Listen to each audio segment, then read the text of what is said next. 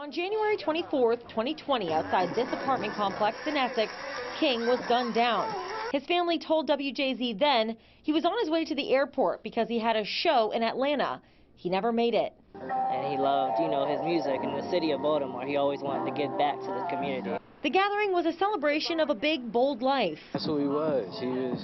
He was a special guy. He taught you how to see the light in all things. Time to meet these MCs. Brand new challenger. Tell everybody who you are, homie. Name's Dee Dave, Baltimore City, Baltimore, Maryland, however you want to call it. Right. Let's keep it friendly to this show. Because it's so uncommon. Let's go.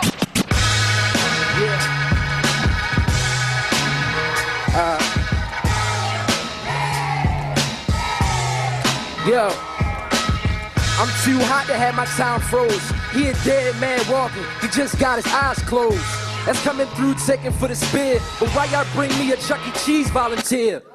Too hot, I'm spitting in the cypher, doing all the doodle like I put it in the diaper. Doing what I want to cause I knowin' that I'm hyper. You ain't nicer than me, you know the boy's nicer. It's cool if you play boo-boo the fool. If you a winner pretender, I guarantee you would lose. I told y'all I'm one of a kind. This is 106 in Park, not 106 in Blind. Whoa! Whoa! All right!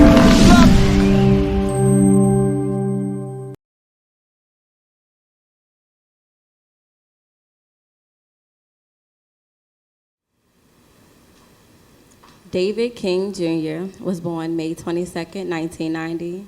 He was raised in Baltimore, Maryland, and at the very young age of 9, he not only knew who he wanted to be, but the type of impact he wanted to leave behind.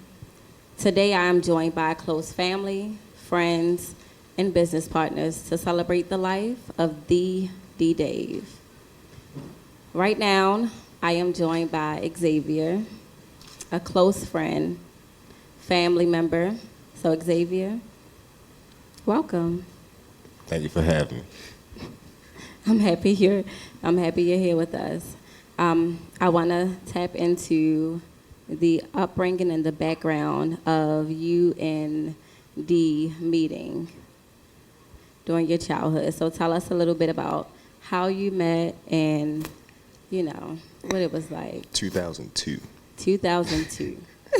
We was at Golden Ring, and it was a kid with dreads, looking like the Honeycomb Man, right? And he just was funny. We called him David the Entertainer. No, he told us call him David the Entertainer. He cracked jokes all the time. He used to sell CDs, candy, anything in his book bag. In 2002. 2002. Y'all were selling CDs. So y'all already knew. He was selling CDs. Oh, you? Yeah, okay, I was one of his loyal customers, and then we became business partners too. Mm-hmm. So how did you transition from that becoming a customer to actually becoming a friend? It started with him selling me the Best of Cassidy CD, and we would debate about Cassidy, and he turned me into a fan. Like, I didn't even hear who Cassidy was. Like, that was the underground. He like introduced me to underground, like, battle rapping and all that. And that's how we became friends, just talking about music and chasing girls around.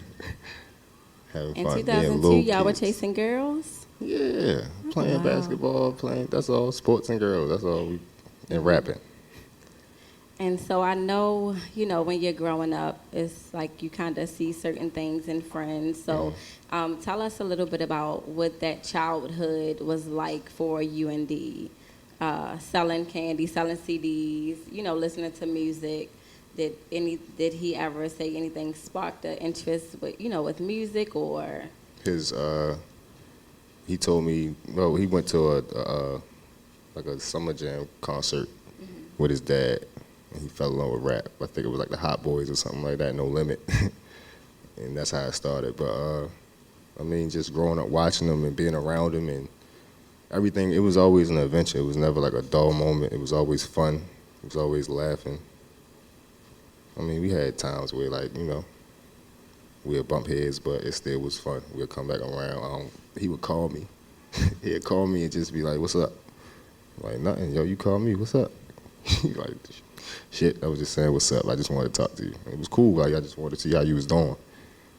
And that was the only person to this day that do that. Just call me to say what's up. Yeah. So, as far as, once y'all met and, as the years passed and y'all developed your relationship a little more, explain to me where, it went from being friends to now you all are family. What was that like? It was cool. Like, it happened naturally. I'd be at his house every weekend, especially on Sundays. Why on Sundays? What's significant Mama about would be Sundays? Cooking? What? I knew it was the food. What? It ain't even just cooking. Like, it felt like Thanksgiving every Sunday. But no, it was fun. Like, he would come over my house. It was just, we would do everything together, go to parties, travel. We went on a road trip that took a whole day. It just happened. Like, we just living life, doing things that we love to do.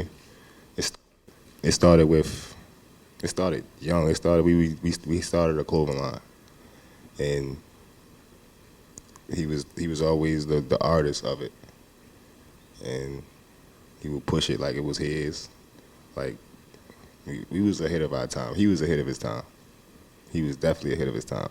Like, the stuff Jay-Z was doing and Lil Wayne doing and everybody doing now, rapping, like punching in and not writing. He been doing that, but he wasn't punching in. He was remembering his lines.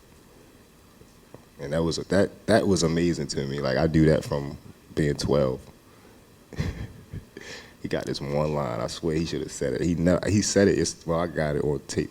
He said it at Morgan, but it was like epic. But he said this when he was 12. He said, "Having a cookout with your bitch mouth, my dick on her grill." At 12, how you say that?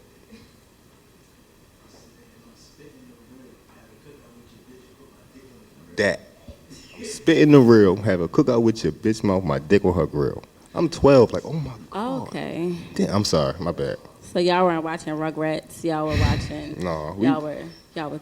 You know, BET Uncut was out back then. It was. Yeah, they was swiping ass with credit cards. We had a bad influence. Yeah. But we wasn't bad kids.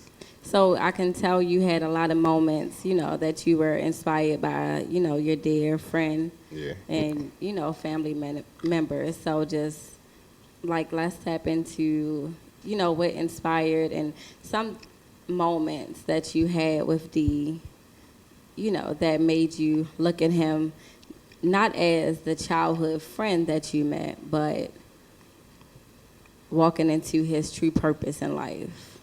Were you able to, I feel as though you were able to, like, firsthand see, his transition into walking in his purpose.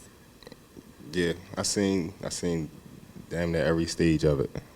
Like, to rapping in the closet, to rapping on 106 and Park, really winning but losing the technicalities or whatever. Not letting that deter him. Yeah, coming into where we was just grinding. Me, him, Tanel, Dink, everybody, like anybody that was close to him, we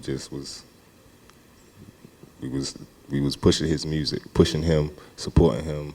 He was doing shows, no matter how big it was. It could be 2 people in a room or 2,000 people in a room.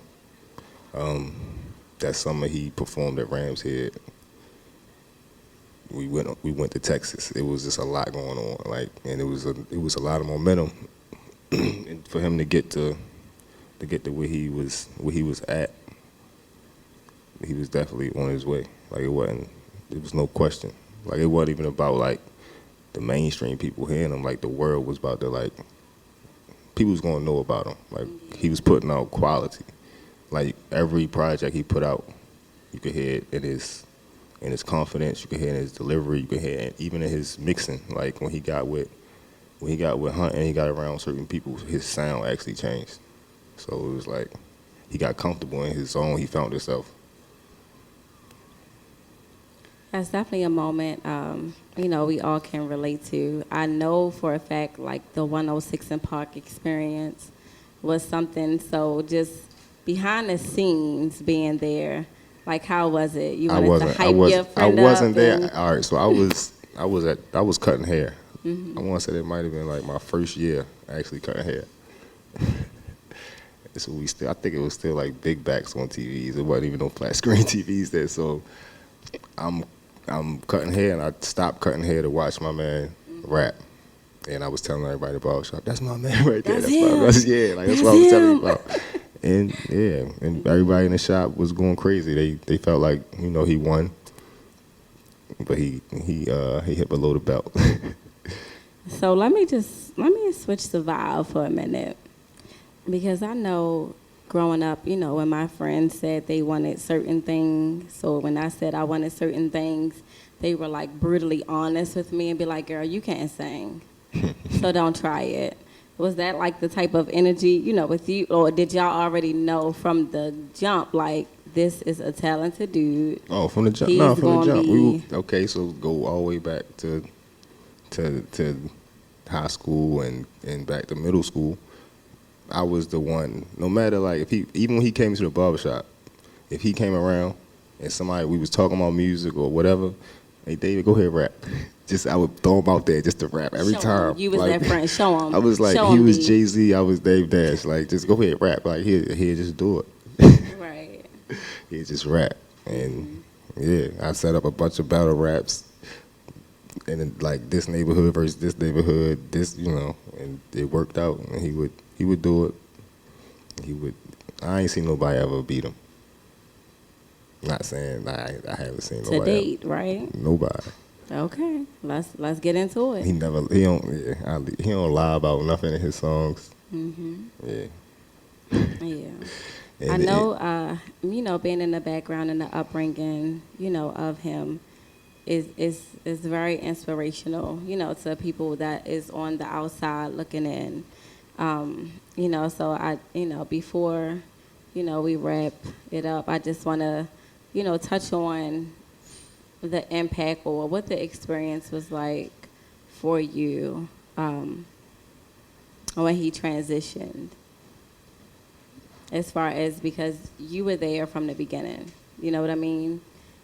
And so what was the impact that it had on you once you saw the love in the room, once you saw the support that was shown, whether social media or, in person? Like, what has this moment been for you for this last year and a half? It's been weird. That's all I can say. Cause I had questions. Like I was questioning God. Like why? Like what's going? Like I didn't understand it. But it's like it's God's will. It's nothing that we can do. And before he transitioned, we was like, that was like my spiritual, like, I would talk to him. He would just pull up. We'd smoke, talk about plans, talk about God, talk about just faith. Like that was my man. We would exercise, work out. We was on some like, on some healthy spiritual stuff, but not really like on no, you know what I mean? Like, he was being positive. So for him to go and not, and the way he went and the way it all went down it was confusing. So the impact it made me get closer to myself and to God, to understand like a purpose. I seen that he actually fulfilled his purpose. Like the stuff we would talk about, like, it's bittersweet that he got to get on the radio due to the circumstance, but that was his dream. That's what he wanted. Like, he wanted to help people. He wanted to touch people. He wanted to make an impact with his music, period. And that's what happened. And like, he kind of prophetic. Like, when he's like, if you really listen to what he say, he really like, it's kind of like he knew this might be my last. You never know. Like, but he was giving his all. So that also showed me like, this might be your last, so you gotta give it your all. and he was a great dad. So through all that, he was balancing all that. I asked him a question. I said, "Yo," I was like, "Yo, what's up? You all right? You good? Like, what's up with you?" "No, shit, music." I'm like, "That's it?" "Yeah, shit, music." I said, "Yeah, what about your son? What you mean? That's what I'm doing it for." But like I was just like he. And I know that touched you in a way. It touched me, yeah. So it's like, yeah, he was a very stoic person, meaning that like he was a person that wouldn't complain. He would endure all the hardship and wouldn't complain about it. He'd still show love and still be who he was. Like, not too many people can say they don't like David. If you don't like David, it mean you might be got some jealousy or some hate in your blood. Or that you don't really know who he is. That too. You don't, you didn't get close enough to him. But that's how you impact him, just to be real, be yourself. Yeah. Give back. Give yourself to the world and be who you're supposed to be. Yeah. Well, Xavier, we thank you for joining us tonight and shedding some light on who David was as your childhood friend, as y'all grew up through being boys to learning yourselves as adults and men. Yeah. So we appreciate you. Right now we're going to get into some of these music, okay? We're going to take a break and we'll be back with you all shortly, okay?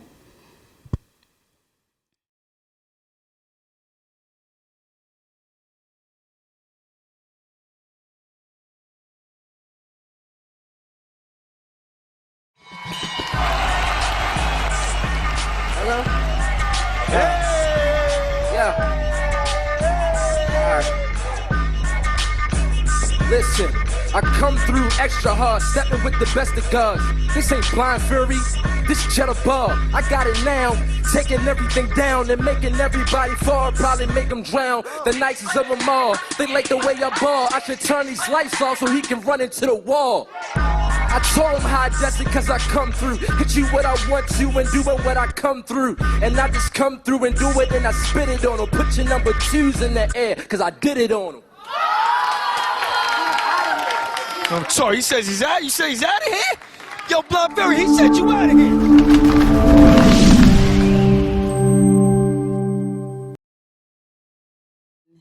This is a friendship, this is a business partnership, and everything that they have together. So we just want you to tap into it and just let us know who Dee was to you and the impact he had on your life.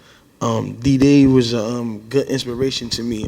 He was always in my ear about doing the music, you know what I'm saying? So he meant he meant so much to me for real. I ain't gonna lie, because he motivated me and I also motivated him, you know what I'm saying? So being as though, you know, that situation happened, it took a piece away from my life for real, because as I see now, I still have, you know, like I say, my work ethic difference from his for real. He have more work ethic than me. So as he was here, he was teaching me how to work on my work ethic more, because I would call him like a robot for real. Like the things he can do in the booth, it just was amazing to me for real. And like I said, he meant a whole lot to me for real. I really can't really speak on too much, because, you know, like I said, I'm really like a thoughtful person, you know what I'm saying? So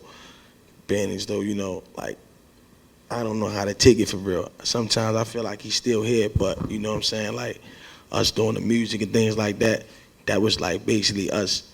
We were just coming up with those things, us being in the same space and like probably sitting in the car, you know, vibing, and that's how we like came up with those like songs that we did for real. So as far as like business, it was business, but it was more like that was like our thing we used to like really doing with each other, like rapping, you know, coming up with different ideas and songs and things like that for real. So. And so let me know exactly when that started. When did y'all start the whole vibe as friends as far as y'all coming up with verses and, getting in the mix of writing and, all of that. Let us know a little bit about how that background work happened with that.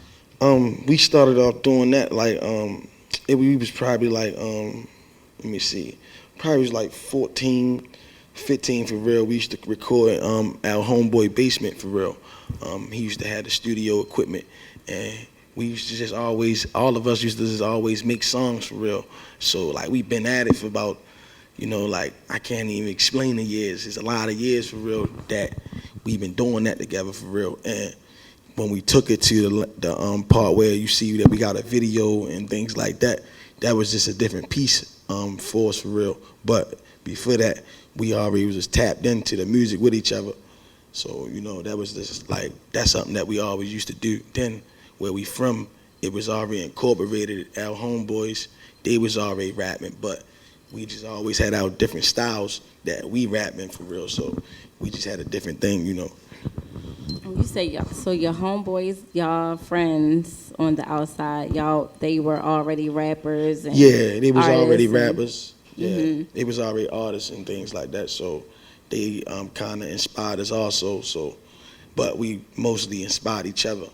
You know what I'm saying? So that's what was really going on. Yeah. Yeah.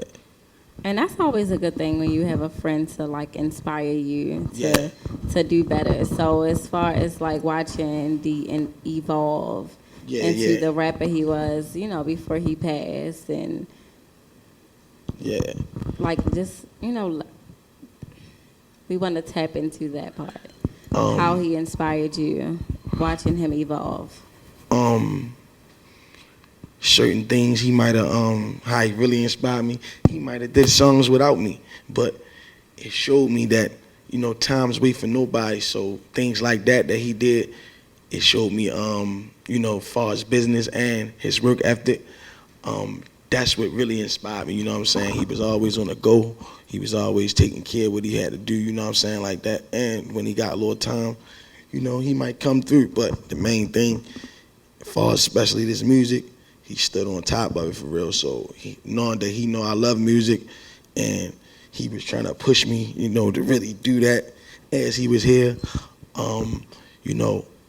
That inspired me. It hurt me more because when he left, I'm like, damn. He just was, he always was telling me and he always told me. But, at them times in my ways, I was doing what I was doing. So, like I said, his work ethic, his inspiration, you know what I'm saying, the motivation, the drive that he had, it's just a lot of things like that inspired me. And his lyrics, you know what I'm saying, he knew how to really rap. So that's really the thing that inspired me about him. And he was a good person, you know what I'm saying, he had a good heart. You know what I'm saying, he wasn't, the type into no violence, trying to hurt nobody. He just was a rapper. He liked to take care of his family, you know what I'm saying, just do great things for real. So that's what really, the inspiration coming from, you know what I'm saying? So that's why I figured for real, he came up with the real forever, because he was real forever, he was. So, and that was something like I said, he inspired me with that too, because he was just standing on that for real, real firm. So, that's it. Yeah. So we appreciate the memories and everything you're able to share with us, okay? Yeah. And we know that, in the midst of, his passing, and we are still carrying his name on and everything. So we thank you for coming now. Yeah, you're welcome. We thank you, and we're going to get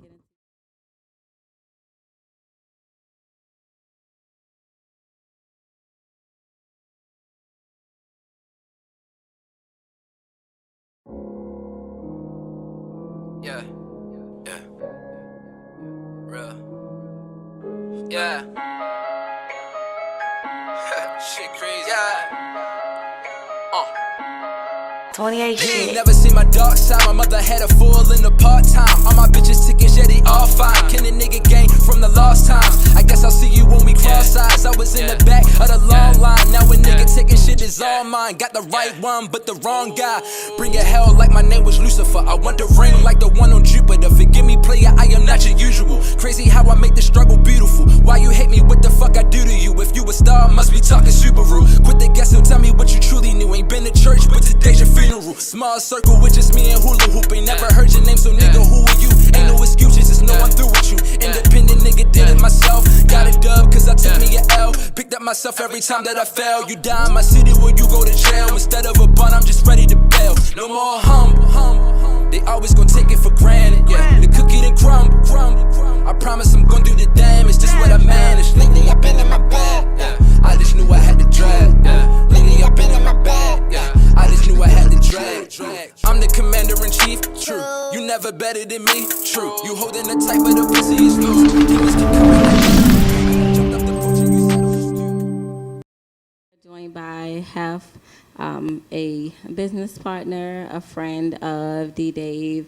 He's coming live from Atlanta. So Hef, give us a little bit of background about how you two met and your business relationship. Okay. I met Dee Dave, I believe, I would have to say within 2010, 2011 time frame. I met him at another local rapper from Maryland, from Baltimore. My man, I'm even gonna say local, excuse me. Another recording artist from Maryland named Ron Dreams. I went to his house, and it's the first time I ever seen somebody rap live on the mic, freestyle, no phone, no pen, no pad, no nothing. And I was thrown. I'm like, yo, son, he ain't write nothing? Nothing? So from that day on, I rocked with son. Mm-hmm. And I wanted to learn how to do that. So I got our son number and we just kept cool. I performed with him at Morgan. I performed with him at Lincoln University. I performed with him in New York. So FMG, that's just my man. That's my friend. So prior to, like you said, that first time when you saw him, meeting him and seeing him freestyle and things like that, like what was your status? What was your moment in that? Where have you been writing for years prior to? Did you just get started? What motivated you about Dee? I feel like we might have all been really coming up at the same time. I'm really low key, so I wasn't pushing myself for doing what I was supposed to do as far as pushing my music at the time. And of course, that's on me. But that was then. I was young. I was starting out, so I didn't really know what I was doing. I had to take my time and I had to learn, as we all did. I'm not gonna even lie to you. In that moment, I didn't even rap. I didn't want to rap no more. To be in a room with somebody that don't pick up a pen, a pad, a phone, or nothing and just rap and go for forever, I don't want to rap with you. I'm nervous now. I'm not gonna lie. I understand completely. So just like touch on, the inspiration and everything that he's had on you, as far as like, since. I'm gonna have to say, and I don't want it to sound cliche, but son was the voice of the city, and I don't mean the voice of the city. The way when I say that, I mean he was talking to the city. He was trying to uplift the city. He was trying to build everybody up. Of course, we gonna dish at the hate and throw jabs at the hate because that's what it is. We exclude the hate, but all he did was uplift people, talk about his people, talk about his struggle, and of course that's inspiring because to see what he was doing, he touched so many people. He's one of the reasons. I'm not gonna say I rap the way I rap, but he's one of the reasons that I pushed myself to be better. Anytime that I recorded something, I would send him music. He would send it back to me, tell me what he thought. and gave honest criticism. When it was bad, he told me it was bad. When it was good, he told me it was good. Yeah, And so I ain't gonna hold you. I genuinely miss that. yeah. Yeah. I mean, we know that he's still with you, and Sure. we appreciate the moment that you all shared, and things like that. So, we want to thank you for, being vulnerable enough to share the moments and the experiences that you had from beginning to the end with Dee. Okay, we appreciate you all the way from Atlanta. Okay. Thank you. Thank you. Thank We y'all for appreciate having me. you. Okay, and right now, we just want to, have a moment. We're going to go ahead into another quick break, but we thank you for joining us and letting us know the impact that Dee Dave had on your career musically and friendship-wise and everything, okay? Appreciate you, Queen. Thank y'all. Thank y'all for having me.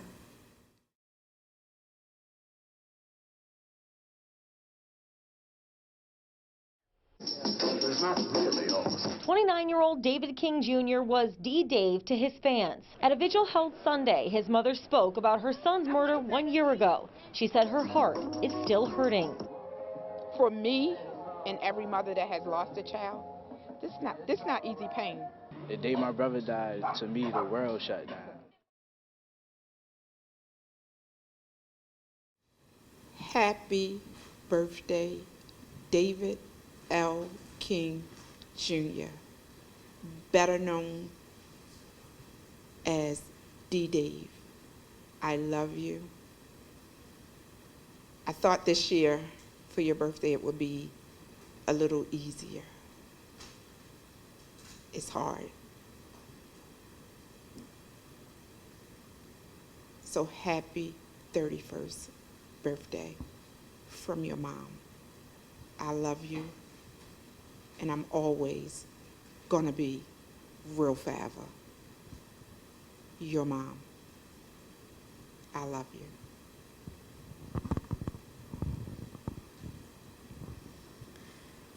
Right now we are joined by the mom of the Dee Dave, what we know him as, and David King, what his mom raised him as. So, Mom, if you are okay with me saying Mom, right now I want to first respectfully say happy birthday. David, we love you and we celebrate you always. But Mom, what was it like? What was it like being the mom of someone who is so passionate, the young rapper, the person who had the most positive effect on Baltimore City that most rappers don't have? What was it like growing up for Dee Dave from your outlook, being his mom? Being his mom, the mother of Dee Dave, we had a rough life. And when he came to me and said, I'm gonna be a rapper, and at this time he's 9, so you're 9 years old, how do you know you're gonna be a rapper? And his words to me in the kitchen was, when I buy you that big house, then you're not gonna say that. So, for me, as David's mom, I'm very proud. And I'm very proud through my struggles, the man that David became. And I'm not even gonna say David, my king. Passionate, always silly, always got a joke, always come through, oh, you mad, you mad, you mad? What you cook today? I didn't cook nothing, get out my kitchen. So, for me as David's mother, I'm proud. I'm proud. As much as it hurts, I'm proud. I'm beyond proud. It definitely had to be a proud moment. While also hurting to see the impact that your son, your seed, had on the city. I know it had to be a proud moment. Very. I want to get into a little bit about when he first told you he wanted to be a rapper. What was your reaction? Because I know most parents be like, if you don't get out of my face. And that's what I said. I said, if you don't get out of my face, you're going to go to school and you're going to do something else with your time. And he was like, oh, I'm not going to college. He went to Morgan in the Connect program for a couple of months. And he called and said, oh, I'm not going back. I said, you're not doing what? I'm not going back. School is not for me. It's in the music. And I was like, you can't make no money there. You can't. So weekends, I had a house full of kids. My house stayed with kids and the music. And he would just be beating on stuff, and Monica was his favorite. And he would make a rap song out of Monica. And then I think my kids are 9 years apart. And he said, oh, y'all gonna be okay. And I said, who is y'all? You and Kaya. I said, what are you gonna do? Oh, I'm gonna make sure y'all good. And I was like, King, just get out my room. Get out my room. So to make me happy, he showed me. And honestly, when my child got onto BET, I was like, oh yes, he's serious. So for me, and for people that see me and see my child, it's nothing but good things. And I saw the growth from the bottom to the day he left here. And I said to him, where you're going, you can't take everybody with you.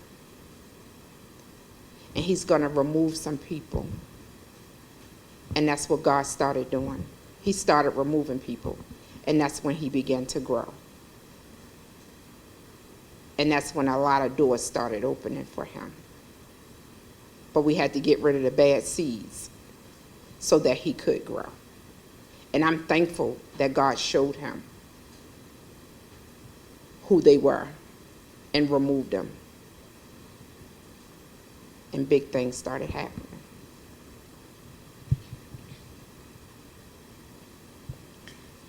I know that parents have that moment with children, as far as who is supposed to be, who isn't supposed to be, who won't be there for your journey, and things like that. And so as far as like from the mom standpoint, how hard was it for you to tell your son that some of his childhood friends would not be with him during that journey? Was it hard for you, or did you have to? It wasn't hard at all. Because you didn't like them anyway? It's not that I didn't like them anyway. I knew that they didn't have what David had. Right. David had an anointing on his life. David could speak words without even thinking about it. There was times when we had, and a lot of people might not even know this, David started rapping when we were in Empowerment Temple AME Church. So, and under Jeff Johnson, whom a lot of people know as Cousin Jeff. And this is where it started. So he already had it. And he still has it. He's probably up there right now on his birthday, cutting it up. Playing jokes. Playing big and jokes. Pranks. Yep. On people who don't find it funny. Mm-hmm. Being a very, very big agitator. Yeah. Yes. Yeah. Yes. Yeah. So I know it had to be, a special moment seeing your son, your king, on shows and seeing his dream that he started at 9 tap into and evolve into that artist and a positive influencer that he was. I know it just had to, have a different kind of impact on you. You know what I mean? A very big impact. Yeah. A different impact.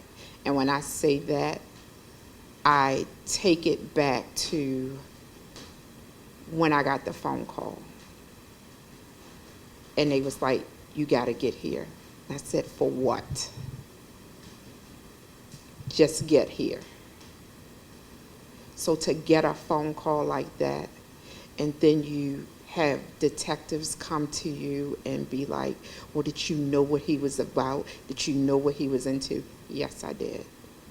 And that wasn't for him. So people don't understand the strength that I have. It's not easy. It's not easy at all. There's days where I don't even want to get out of the bed. There's days I just don't want to answer my phone. But I know the reason I keep pushing is because he will want me to be okay. And I'm going to keep this legacy going as long as God gives me breath in my body. I'm going to keep on pushing. He's not even here, and he got plenty of haters because they didn't think I was going to keep it going. But this is for anybody that's listening, for anybody that's watching. This legacy of David King, known as Dee Dave, will forever live on until God calls me home, until my daughter can't do it, until his son can't do it, until his brother can't do it. So get ready for bigger and higher, more steps in remembrance of Dee Dave. We're going higher.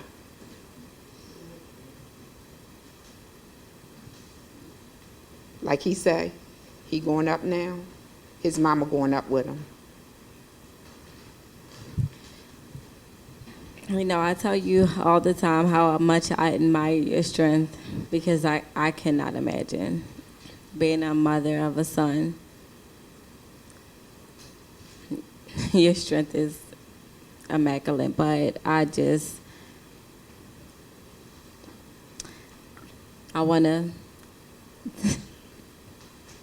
to get into more of what keeps you afloat, after he transitioned, what keeps you going as far as his projects and things. I know you want to keep his name alive, but, your day-to-day, there are people who can relate and that you can help, in the midst of this moment. So what are some things that you think or, that motivate you to get out of the bed in the morning? Or what motivates me is the support from his true friends, from my daughter, my other son, my grandson, from his close friends, my family.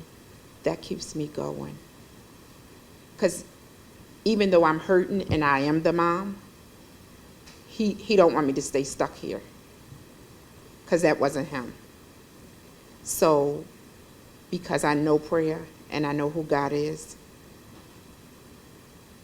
that's my main support. And like I said, these close friends that's been here since day one when it happened, they might not call me all the time. They might not text me all the time, but I'm going to get a text, a phone call, something. If I'm on social media, they hitting me. They come in my inbox. So that's what keeps me going. And to know that we have a lot of work to do down here. Like we go out and we, month to month, feed the homeless. Like we're gonna have a big celebration tomorrow. I want everybody to come. We're gonna pack City Line out and we're gonna have a big old celebration to where King would want it. The way he partied when he was here, we're gonna party. If you want some Hennessy, we're gonna drink some Hennessy tomorrow. Henny only if it's liquor. We're gonna drink it. But Yes, that's what ma'am. keeps me going. I hear him now. He's in my ear. So we're going to do this. We're going to do it. And again, we admire your strength. Thank you. We appreciate you for keeping, everyone that was close to him involved, for allowing everyone to just be a part of the moment. Because I know that as a parent, it's times where you should be selfish. And I have been. Yeah. I have been, honestly. I've been so selfish sometimes where I can block everybody out. Everybody. Like Xavier said earlier, I'm just getting to the point where I'm not so angry anymore. Like, I'm not even angry at God no more because I was very, very angry. And nobody knows this. It hurts so bad, and I'm going to try not to cry when I say it. David and I had a conversation.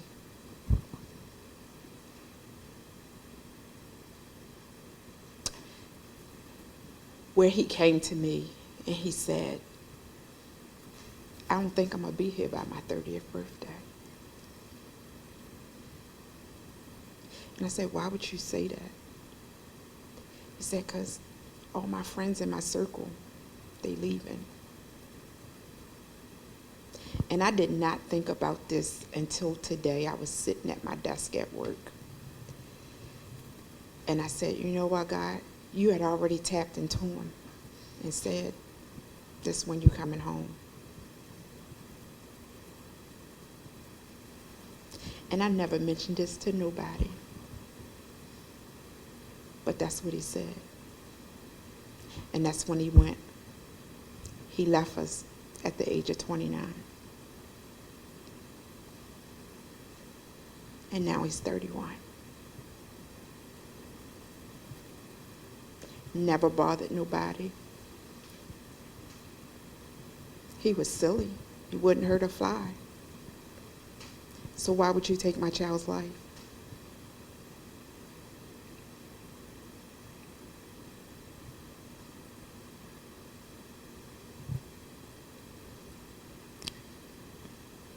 Talking to his close family, his close friends, and having a relationship with God and being as spiritual as I am, I know that, people are only here for a certain time and for a certain purpose. So I think everybody gathered here today knows that Dee had his purpose, his significance, and what he was supposed to do and who he was to us. He did what he came to do. It's not a soul out here that don't know how talented he was. I do interviews on artists all the time. But I ain't met one like him yet. And the silliness, the personality, his persona, we all know that's not a mistake. That is who he was. He was supposed to come and make us laugh a certain way. Mm-hmm. Motivate us a certain way, as Nell said. Create memories with us, like Xavier said. Leave certain impacts on us, like he did for the ones that's coming after him, like Little D, and everyone who he inspired, you know. So I say that all to say that God don't make any mistakes, even though we question him at moments like this as moms, because we don't ever believe that it can be ours. So as we wrap this moment up, we just want to thank you for your strength and allowing us to just have this intimate moment with you, and for you to just still allow us in, because it's time to be selfish. I don't know how I could do it. It's the time in my eyes to be selfish, but you're open and you're willing and you are just. And I thank each and every one of y'all. Every one of y'all. It's not a day that go by that I'm not thankful for the bond that I've made with a lot of his friends, his peers. I had an incident today at work. And a young guy, I work at the Recovery Centers of America, where I'm the director for housekeeping. And walking through the dining area, the young guy said, "I saw you on TV." So I kept walking. When I came back, he said, "I saw you on TV." I said, "Who did you see on TV?" He said, "You." He said, "You're Dee's mom?" And I'm like, "How do you know my son?" But he was from Baltimore. And I say this to say, for all of, not just my family, not just his brother, not just his son, not just his sister, but my daughter said this in the beginning when it first happened. People are watching us. And you never know. They're going to say, "Oh, that's Dee mom." So I say that to say this. We got to live by example. And when I look back, January 24th, 2020, when a detective came up to me and said, "Are you sure?" That Saturday, they had to say they were sorry, because there wasn't nothing in his phone but thousands of videos and pictures. So to any parent that's out there that's listening to us tonight, know what your kid's involved in. Know who their friends are. So if something like this happens, you can say, "I know my child," or "I know my children."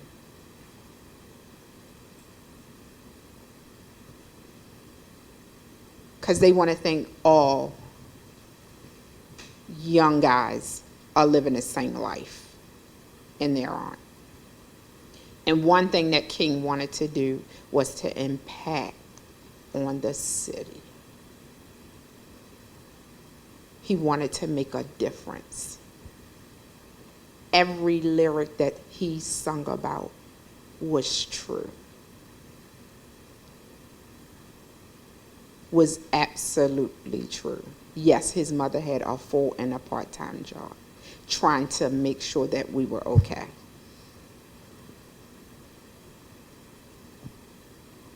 But we survived.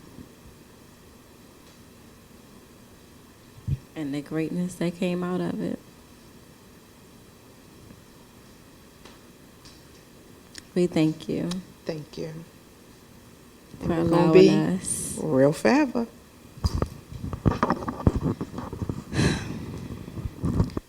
So right now we are going to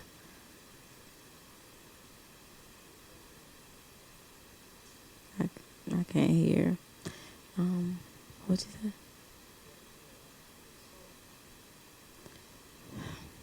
I don't want to talk about myself. No, I can't. If he had an impact on us all. Okay, let me just say, like again, you know, we met. in elementary, middle, when I first met Charlie and Ricky and, his like brothers. Okay. I met him, and then it was a while before we linked back up because life happens. And the day he came on my show with Makia, and I'm like, oh my God, like it's a family reunion. We're all here. It's just love. And he was an agitator. You did that one. He was the agitator. So I had a show because, again, no one knows, everyone knows the impact that he had on everyone. And I wanted him to be a part of everything. I have an issue with, like, anything that I envision, anything I dream. I'm like, I want my whole team to be a part of it. So every time I had a thought, I'm like, hey, bruh, like, let's link next weekend so that, because I got this, I had a dream, and we're going to do X, Y, Z. And he's like, sis, you just keep having dreams. I'm like, I have an intuitive spirit. You don't understand. Like, I see things before it happens. Let's do this. And I'm like, I want you a part of this show I'm going to do. I don't know how I'm going to do it, but I wanted to do this live show. And I want you to be there. I want Ann. I want a motivational speaker. I want a singer. Like, but I need you. I need your music. I don't want the mumble rap that's happening. I want you because you speak volume. Right. And he's like, okay, I got you. Say less. Okay, let's go. The day of the show, David, your son, decided to play a prank on me along with Cool Aunt. Okay? They decided at sound check time, 3 hours before the show, to tell me that they went on a road trip. Everybody know, as everybody here, I get extra nervous before a show. I'm a wreck. I'm pacing back and forth. So I'm like, where's David? Where's Anthony? Where's David? Everybody at center stage is like, oh no, they're not here. I'm like, okay, let me call them. I was like, David, where are you at? Oh, sis, I'm so sorry. I forgot to tell you. We went out of town real quick, but we'll be back in the middle of the show. I said, David, I'm telling you one thing. If you're not here in 20 minutes, I'm going to knock both of y'all out. And so, they told me, okay, we're not going to be there in 20 minutes. There's no way we can get from here to center stage.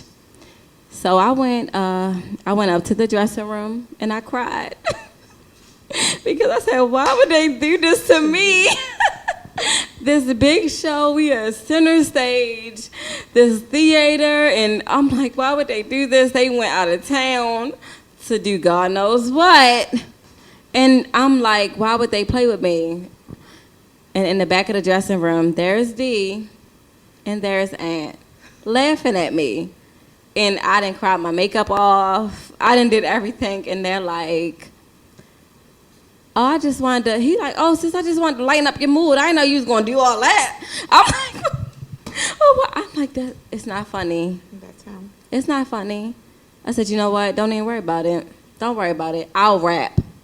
I don't need you to do anything. And you're going to say, all right, I told you that's not for you, sis. I got you. I just wanted to, you too nervous. You got gas. You doing the most. And I just want you to just like, I just want you to lighten up and be yourself. And I was just like, it's not funny. But it's just one of the moments I'm just like, you just do that thing.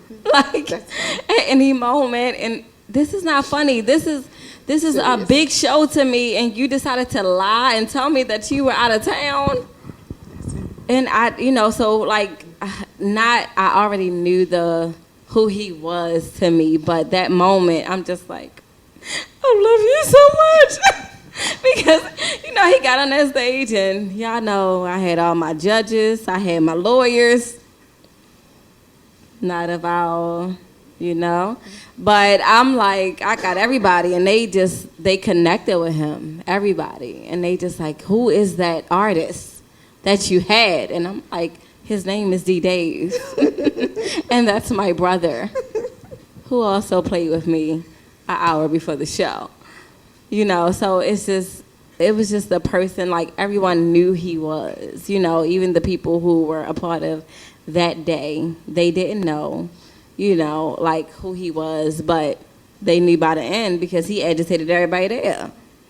But he did what he came to do, and everyone knew what his passion was, you know, what his goal was, and who Dee Dave was. Or we all know who he still is, you know. So we just appreciate the funny moments. So just let us know what one of your favorite moments. What's a good, funny moment that you have of Dee? It's a lot. a lot. Give us a good one. A lot. I can remember I had just had Kaya. So when we finally did come home, he was like, "Oh, so you really just did have a baby?" I was like, "Why would you say that?" He was like, "Why would you go do that?" I was like, "Huh? What do you mean, David?" I was like, "Your father has another child too." He was like, "I ain't talking about my father, I'm talking about you." So, and then he took my baby and put him in his room, and I was in the shower. I was like, "Where's my baby?" "Oh, I don't know." I don't know. He had my baby on the side of his bed in his room, and I could not find her. So he was standing downstairs talking about, "Oh, maybe the door's open, so maybe somebody came in and just took her out." I was like, "David, where is my child?" He had my baby on the floor in his room on her blanket, and she was only like 3 weeks old. 3 weeks old. But that's the kind of stuff he did. So, yeah. And that's why she's the firecracker that she is. That's why she's the firecracker, probably, yes. She will always say, "Get your son. Get your son. Your son makes me sick." Okay, all right. Yeah. It's your brother, but, yeah. So the good moments, as we all see, outweigh anything else. Yep. I don't have a bad moment except cursing him out that day, but he was there, so it was good, and it outweighed everything. So, you know, we all, like, again, we appreciate who you raised that king to be. Thank you. And the impact that he had on everyone. Okay, so, you know, right now we're gonna go into another break. We're gonna play his music, and we're going to continue with celebrating the life of Dee Dave.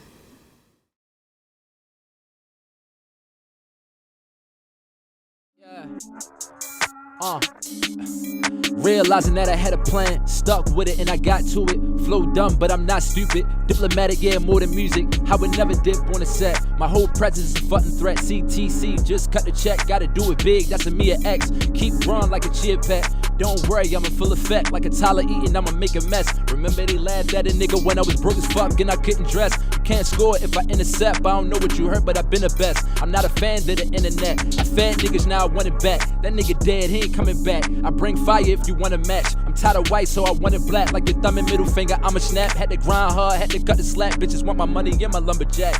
In the booth, what I call a trap. Too many leeches, ain't even bringing sand to the beaches. A lot of you fuckers was a waste of semen. First I was buzzing, now a nigga stinging. Too many leeches, a lot of you fuckers was a waste of semen. First I was buzzing, now a nigga stinging. Hold up, bro. Yo. The game done changed. We don't even have coaches. It's fake it till you make it. We call that a Chad focus. Forgive me for my superior flows. They mediocre. Few of my friends dead. My enemies getting closer. Just checking on you, bro. I know it can get hard out here. Sky's the limit is cool, but we stars out here. I told these niggas I'm these bars out here. I'm on 2s instead of 4s. Don't be a dog out here. Oh my God, bro. Dee Dave is in the motherfucking building, man. No ghostwriter. Let's keep it going. Fuck it. We're taking it. Trey Kid, bro. Hold on. Trey Kid, Rest bro. in peace. Trey Kid, for real. Yo, this the life that I'm living. Lot of niggas forbidden. Bar for bar, got them 6 floors more than the prison. From hard places, covering from car cages. Bitches pressed for the scene, we call them star faces. Wow. Look at me now, I'm kicking it. Living life and I'm in this bitch. Life is limitless, but a lot of niggas ain't getting this. I'ma finish this, you timidless. I got it all, boy. I'm a star, boy, I promise y'all. I'm going hard, boy, it's D. Ew, God damn.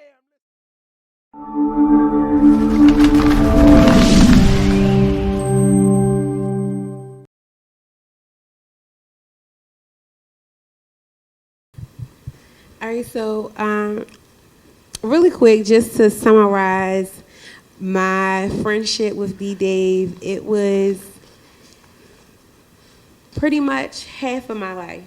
I met Dee Dave when I was like 16. I'm now 28, and the fact that he had such an impact upon my life and over my life, he allowed me to see who I really was, and he allowed me to be patient, because he will always say, just be patient. Sis, just be patient. And the fact that he will always say that, it just gave me confirmation that, like, he knew what he was doing, and he knew by just having me in his life. And, you know, I feel like sometimes you don't pick people to be in your life. God places them in your life for a reason. And the fact that we're all here today just, you know, shows me why that we are all here. And he was an inspiration. And I'm just not talking about just a quick inspiration, because those emotions can go just like the wind. It could be here today and gone tomorrow, but he was a big impact. He is the reason why I do certain things in my life. And he was an amazing person, and he will always be remembered. He's always in my heart. I think about him every day. I wish I could call him. Sometimes I just wish I could just come through on his phone and FaceTime, but he was an amazing person, and I still see that amazing person in his son today. And I always see, you know, him through his mom and his sister. And again, he was such a great impact. I'm honored to be his friend. I'm honored to, you know, still be a part of his family today. And yeah, rest in peace. Real forever. For sure. Alright, so basically, the relationship I had with my father was basically like my first best friend, really, to be honest. Neither it was bad or it was good at the same time. That still was my number one man to go to. So it was time where he made me run up and down the stairs and do push-ups all day or something like that. And we can just chill and play the game. He'd put on a beat, I'll freestyle to it, we just be playing like that. But I will say my dad did teach me a lot of lessons in life. And he taught me how to set myself around certain people. So I just won't be out here acting crazy. So when I found out that my dad was like gone, like, that's shocking, because I can never see him again. Like, he's not alive, he's not with me or nothing. Like, I can't do anything. And that particular night, we just was talking. Like, really just was talking. I woke up the next morning,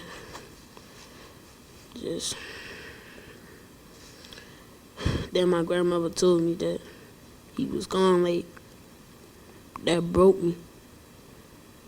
Because the bond we had, nobody could really break that.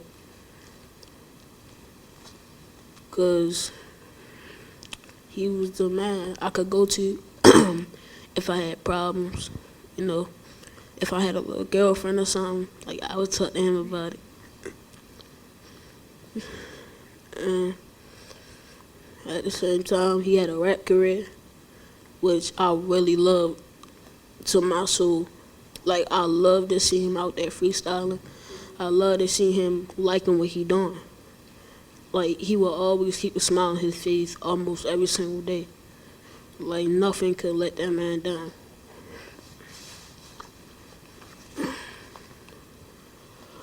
I think what I'm really trying to say is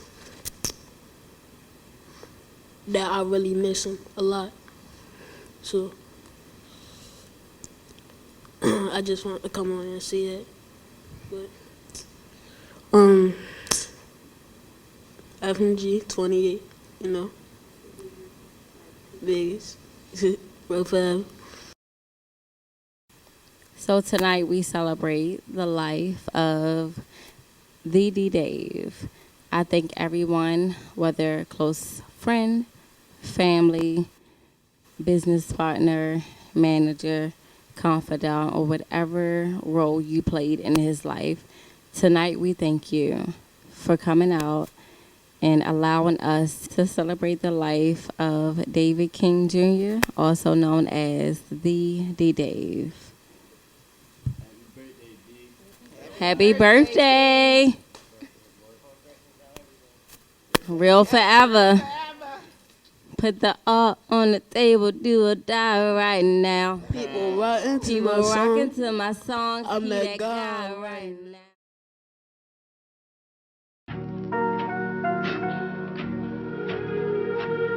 This that 28 shit. Don't get up on my bad side. Don't get up on my bad side. Yeah.